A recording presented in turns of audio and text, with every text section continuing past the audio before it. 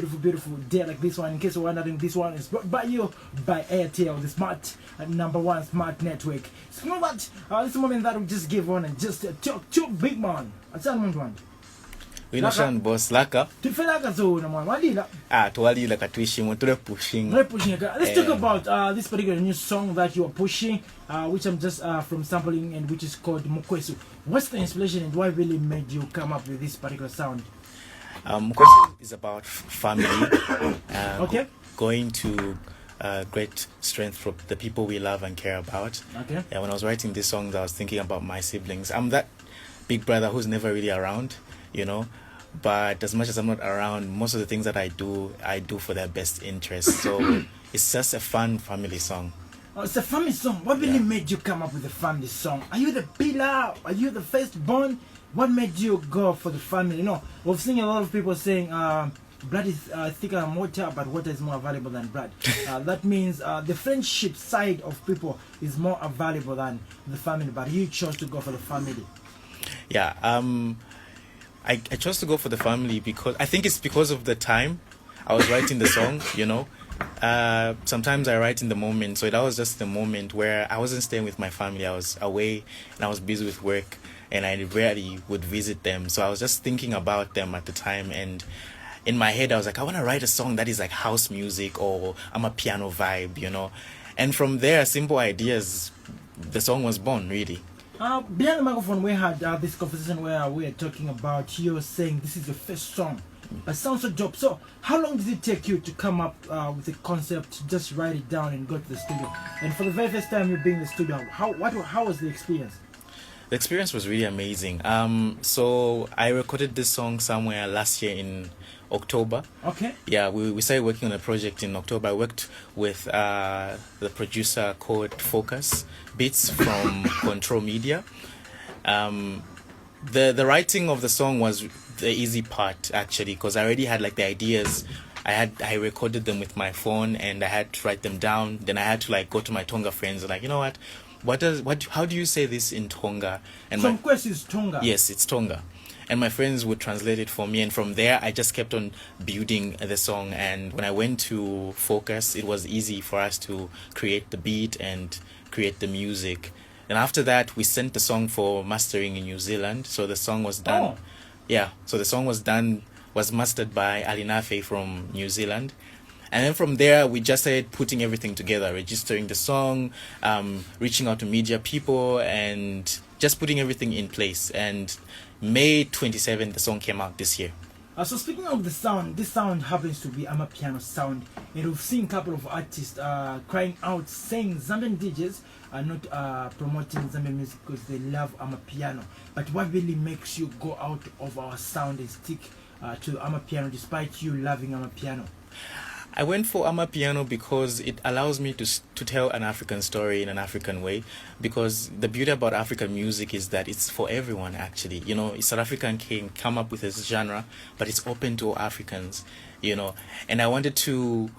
I went for Amapiano because, first of all, as an artist, I believe it's important to create music that you love and you're vibing to.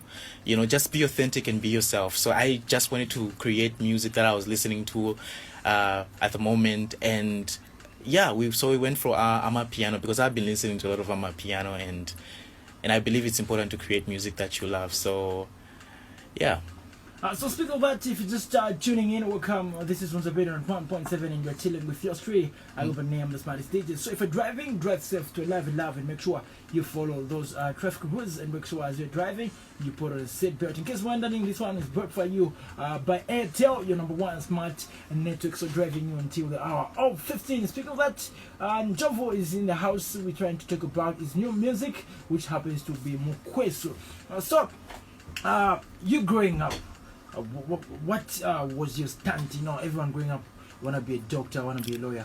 To you, when growing up, whom do you want to become, and how did you switch to the music side, and who inspired you? Very musical family. People love really listening to music. So my influence comes from my parents' playlist. They'll play a lot of African music. Well, they'll play a lot of different type of music, actually. And my whole family is just like a musical family. We love music.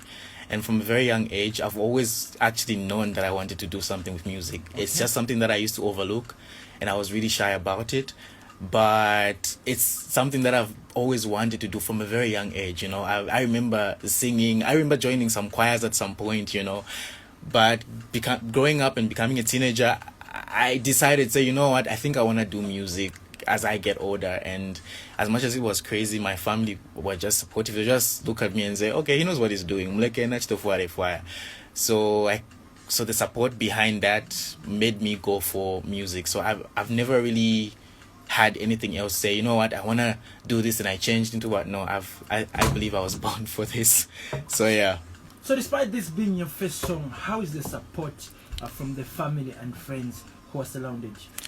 The support is amazing, actually. It's the song has gotten really good response from people.